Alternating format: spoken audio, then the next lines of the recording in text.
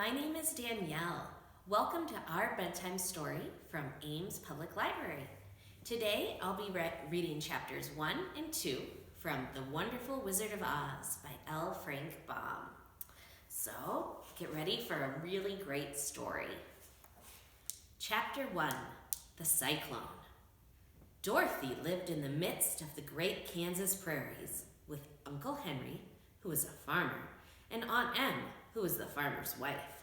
Their house was small, for the lumber to build it had to be carried by wagon many miles.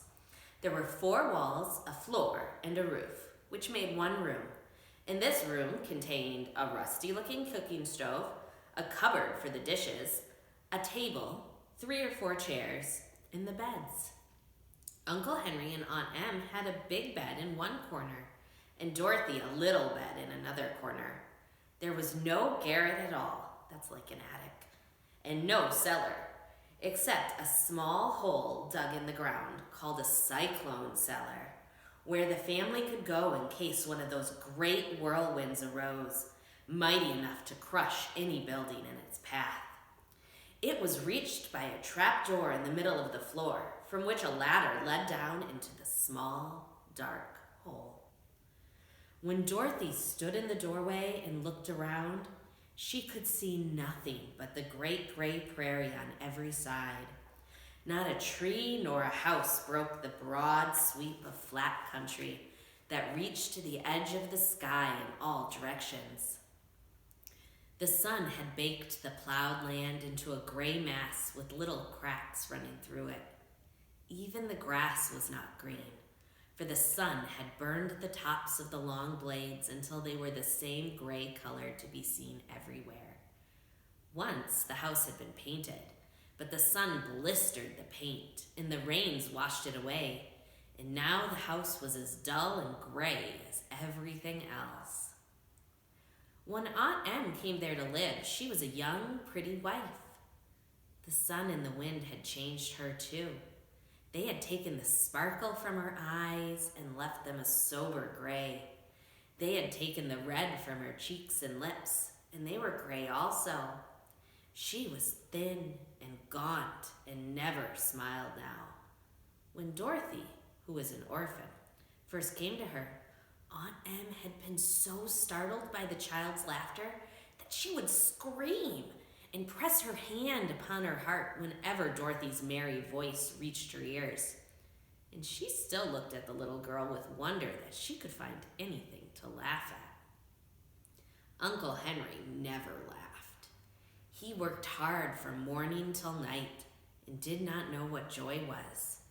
He was gray also, from his long beard to his rough boots, and he looked stern and solemn and rarely spoke.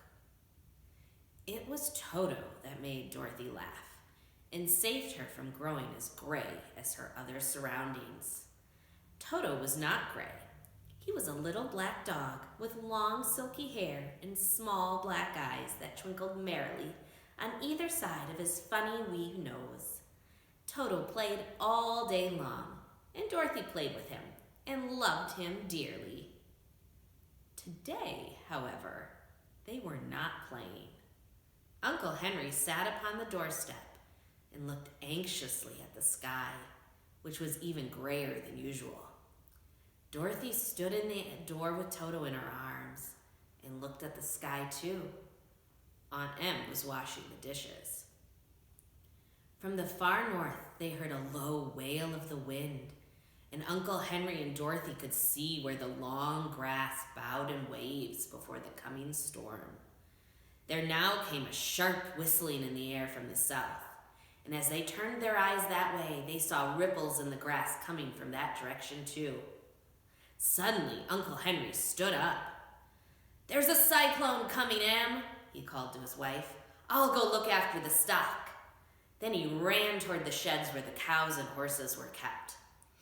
Aunt Em dropped her work and came to the door. One glance told her of the danger close at hand. "Quick, Dorothy!" she screamed. "Run for the cellar!"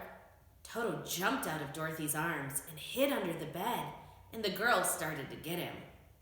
Aunt Em, badly frightened, threw open the trapdoor in the floor, and climbed down the ladder into the small, dark hole. Dorothy caught Toto at last and started to follow her aunt. When she was halfway across the room, there came a great shriek from the wind, and the house shook so hard that she lost her footing and sat down suddenly upon the floor. Then a strange thing happened. The house whirled around 2 or 3 times and rose slowly through the air. Dorothy felt as if she were going up in a balloon. The north and south winds met where the house stood and made it the exact center of the cyclone.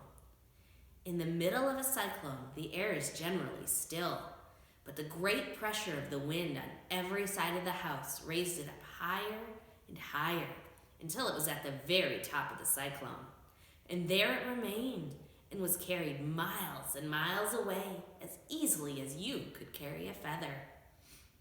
It was very dark, and the wind howled horribly around her. But Dorothy found she was riding quite easily. After the first few whirls around, and one other time when the house tipped badly, she felt as if she were being rocked gently, like a baby in a cradle. Toto did not like it. He ran about the room, now here, now there, barking loudly. But Dorothy sat quite still on the floor and waited to see what would happen. Once, Toto got too near the open trap door and fell in, and at first the little girl thought she had lost him. But soon she saw one of his ears sticking up through the hole, for the strong pressure of the air was keeping him up so he could not fall. She crept to the hole, caught Toto by the ear, and dragged him into the room again, afterward closing the trap door so that no more accidents could happen. Hour after hour passed away, and slowly Dorothy got over her fright. But she felt quite lonely, and the wind shrieked so loudly all about her that she nearly became deaf. At first, she had wondered whether she would be dashed to pieces when the house fell again.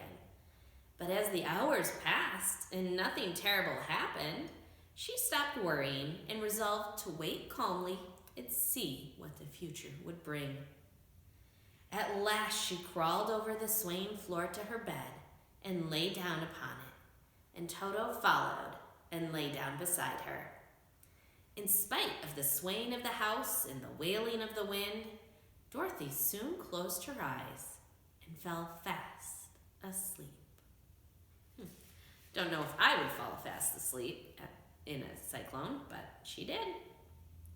So we are going to start chapter 2, The Council with the Munchkins. She was awakened by a shock so sudden and severe that if Dorothy had not been lying on the soft bed, she might have been hurt. As it was, the jar made her catch her breath and wonder what had happened. And Toto put his cold little nose into her face and whined dismally.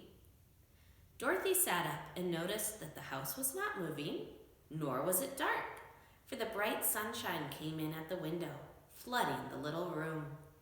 She sprang from her bed and, with Toto at her heels, ran and opened the door. The little girl gave a cry of amazement and looked about her, her eyes growing bigger and bigger at the wonderful sights she saw. The cyclone had set the house down very gently, for a cyclone, in the midst of a country of marvelous beauty. There were lovely patches of greensward all around, with stately trees bearing rich and luscious fruits. Banks of gorgeous flowers were on every hand, and birds with rare and brilliant plumage sang and fluttered in the trees and bushes. A little way off was a small brook, rushing and sparkling along between green banks, and murmuring in a voice very grateful to a little girl who had lived so long on the dry, gray prairies. While she stood looking eagerly at the strange and beautiful sights, she noticed coming toward her a group of the queerest people she had ever seen. They were not as big as the grown folk she had always been used to, but neither were they very small. In fact, they seemed about as tall as Dorothy, who was a well-grown child for her age, although they were, so far as looks go, many years older. 3 were men and 1 a woman, and all were oddly dressed. They wore round hats that rose to a small point a foot above their heads, with little bells around the brims that tinkled sweetly as they moved. The hats of the men were blue, the little woman's hat was white, and she wore a white gown that hung in pleats from her shoulders. Over it were sprinkled little stars that glistened in the sun like diamonds. The men were dressed in blue, of the same shade as their hats, and wore well-polished boots with a deep roll of blue at the tops. The men, Dorothy thought, were about as old as Uncle Henry, for 2 of them had beards.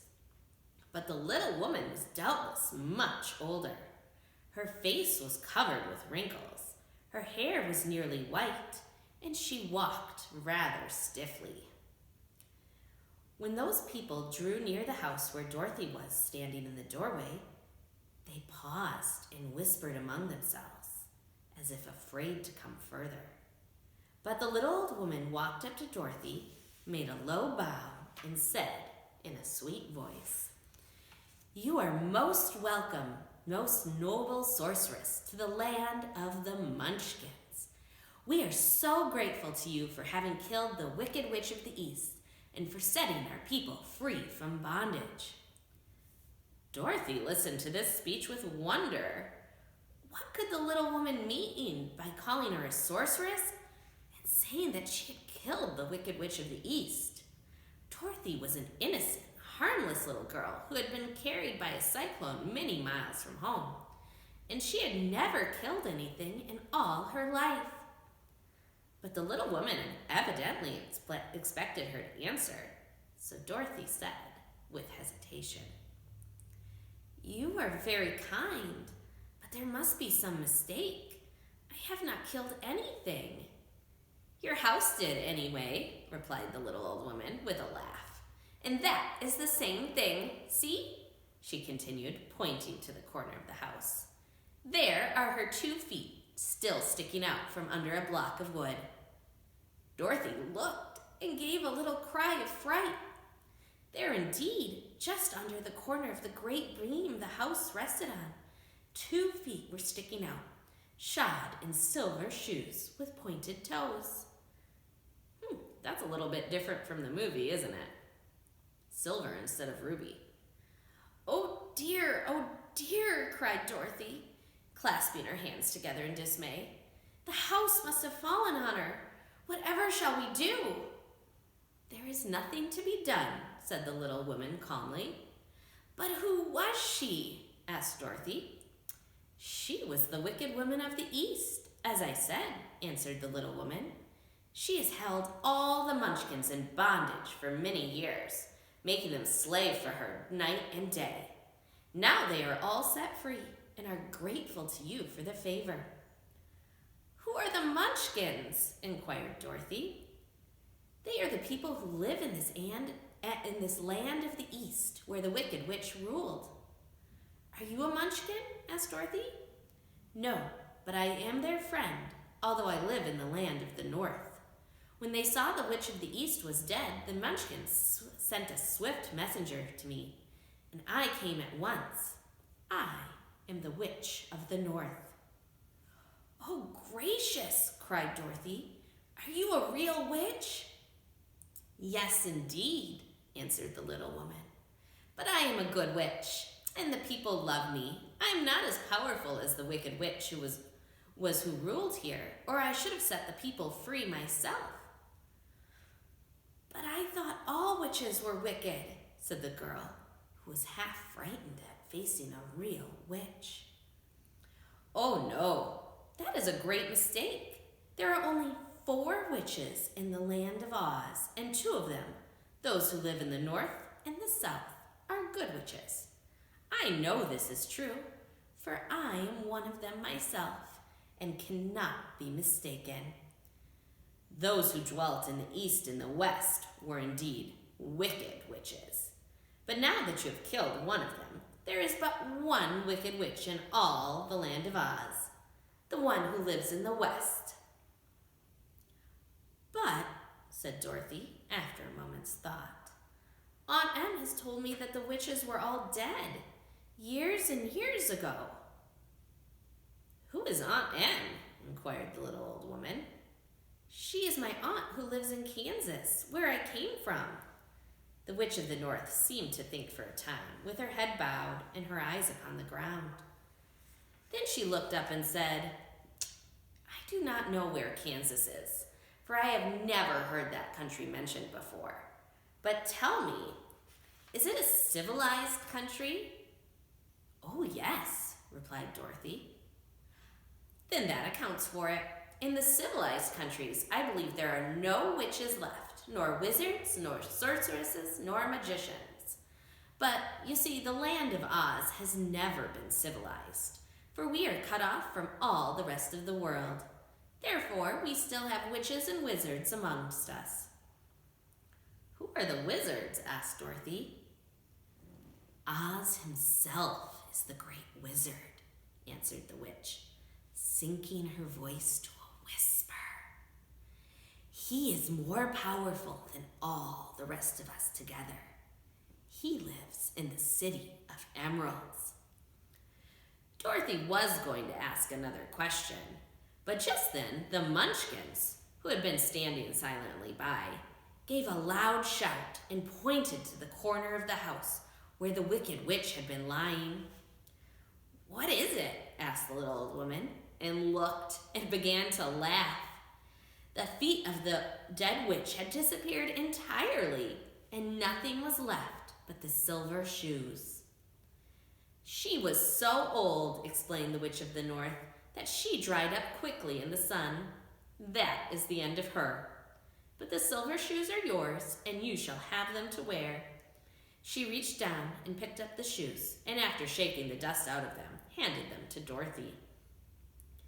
The Witch of the East was proud of those silver shoes, said one of the Munchkins, and there is some charm connected with them, but what it is we never knew.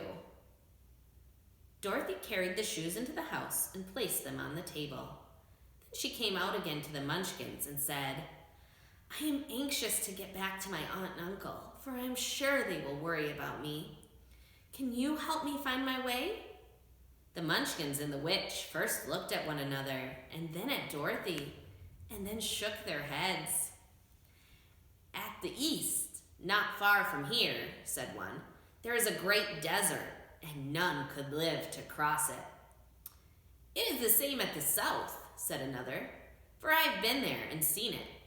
The south is the country of the Quadlings. I am told, said the third man, that it is the same at the west. In that country, where the Winkies live, is ruled by the wicked witch of the west, who would make you her slave if you passed her way. The north is my home, said the old lady, and at its edge is the same great desert that surrounds this land of Oz. I'm afraid, my dear, you will have to live with us. Dorothy began to sob at this, for she felt lonely among all these strange people. Her tears seemed to grieve the kind-hearted Munchkins, for they immediately took out their handkerchiefs and began to weep also. As for the little old woman, she took off her cap and balanced the point on the end of her nose while she counted 1, 2, 3 in a solemn voice. At once, the cap changed to a slate, on which was written in big white chalk marks, Let Dorothy go to the city of emeralds. The little old woman took the slate from her nose, and having read the words on it, asked, Is your name Dorothy, my dear? Yes, answered the child, looking up and drying her tears. Then you must go to the city of emeralds. Perhaps Oz will help you. Where is the city? asked Dorothy. It is exactly in the center of the country and is ruled by Oz, the great wizard I told you of. Is he a good man? Inquired the girl anxiously. He is a good wizard. Whether he is a man or not, I cannot tell, for I have never seen him. How can I get there? Asked Dorothy. You must walk. It is a long journey through a country that is sometimes pleasant and sometimes dark and terrible. However, I will use all the magic arts I know of to keep you from harm. Won't you go with me? Pleaded the girl, who had begun to look upon the little old woman as her only friend. No, I cannot do that, she replied, but I will give you my kiss, and no one will dare injure a person who has been kissed by the Witch of the North. She came close to Dorothy and kissed her gently on the forehead. Where her lips touched the girl, they left a round, shining mark, as Dorothy found out soon after. The road to the City of Emeralds is paved with yellow brick, said the witch, so you cannot miss it. When you get to Oz, do not be afraid of him, but tell your story and ask him to help you. Goodbye, my dear. The three Munchkins bowed low to her and wished her a pleasant journey, after which they walked away through the trees. The witch gave Dorothy a friendly little nod, whirled around on her left heel 3 times, and straightway disappeared, much to the surprise of little Toto, who barked after her loudly enough when she had been gone, because he had been afraid to even growl while she stood by. But Dorothy, knowing her to be a witch, had expected her to disappear in just that way, and was not surprised in the least. So that's the end of our second chapter, and I hope we'll see you again soon. Have a great night.